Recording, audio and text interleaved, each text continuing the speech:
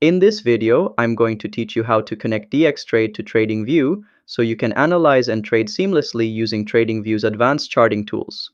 It's quick, easy, and perfect for traders who want a smoother experience. Let's get started. First, go to dx.trade and make sure you're on the official DXtrade website. This is where you'll access the trading platform. Next, click on the Trading Platform option from the top navigation menu to view available products and integrations. Then choose DXtrade CFD, the platform designed for contract for difference trading.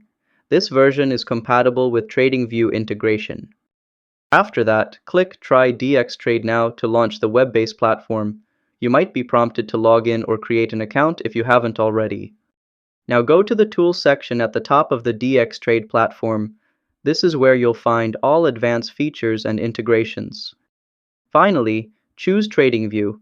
It will be automatically added to your platform view, allowing you to analyze and place trades using TradingView's interface directly within DXtrade.